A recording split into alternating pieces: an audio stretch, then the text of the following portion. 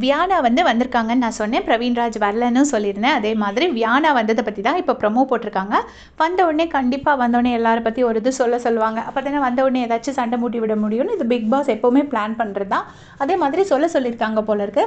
அவங்க வந்துட்டு விக்ரம் பற்றி ஒரு விமர்சனம் வைக்கிறாங்க. என்ன சொல்கிறாங்கன்னா, இந்த கேம்லேயே ரொம்ப மைண்ட் மேனிப்புலேட் பண்ணி ரொம்ப தெளிவாக விளையாடுற ஒரு ஆளுன்னா அது விக்ரம் தான் அப்படின்னு ஃபஸ்ட்டு சொல்கிறாங்க. You know how to brick things அப்படின்னு சொல்கிறாங்க. எந்த இடத்துல தொட்டால் எப்படி உனக்கு அந்த எங்கே தொட்டால் வலிக்கும் அப்படிங்கிறது உனக்கு தெரியுங்கிறது மாதிரி வியானா வந்து ஒன்று சொல்கிறாங்க. சொல்லும்போது திவ்யாவுக்கு அழுக வருது. ஃபேஸ் பார்க்கறதுக்கு எனக்கு அப்படி தான் தெரியுது. அழுற வர மாதிரி அதை அடக்கிற மாதிரி அவங்க அப்படி பல்ல கடிக்கிறாங்க.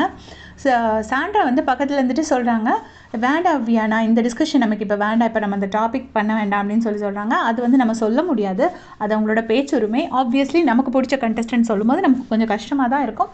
பட் சாண்ட்ராவும் வைல்ட் கார்டாக உள்ளே வந்து இப்படி தானே பார்வை பற்றி எல்லாம் பேசியிருக்காங்க. அதனால வந்து எல்லாருமே உள்ளே வரும்போது கண்டிப்பாக சொல்ல தான் செய்வாங்க. பிக் பாஸ் அதுக்கு தான் கூட்டிகிட்டு வராங்க. சும்மா வந்து எல்லோரும் சந்தோஷமாக இருக்கிறதுக்காக கூட்டிகிட்டு வராங்க, ஏதாவது சண்டை பண்ணுறதுக்கு தான் கூட்டிகிட்டு வராங்க. உடனே வியானா சொல்கிறாங்க, சாண்ட்ரா எனக்கு இந்த வீட்டில் பேசுகிறதுக்கான உரிமை இருக்குது, நான் பேசணும், லெட் மீ டாக் அப்படின்னு சொல்கிறாங்க.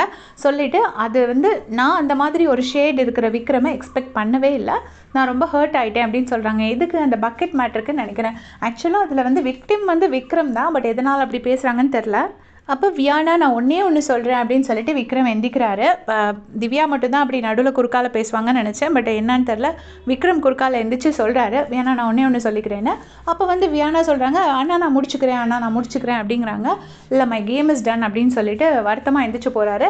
கொஞ்சம் அழுற மாதிரி தான் இருக்குது. ஆனால் கண்டிப்பாக வியானா விக்ரம் மேட்டரில் விக்ரம் வந்து எந்த தப்பும் பண்ணல. வியானா தான் அதை பெருசாக்கியிருப்பாங்க. எதனால அந்த இஷ்யூவை இப்போ கொண்டு வந்து பேசுகிறாங்க அப்படிங்கிறது எனக்கு தெரியல. பட் விக்ரம் ஏன் குறுக்க பேசினாருன்னு மட்டும் அது மட்டும் எனக்கு புரியல. தெரிஞ்சா கமெண்ட்ஸில் சொல்லுங்கள். தேங்க்ஸ் ஃபார் வாட்சிங்.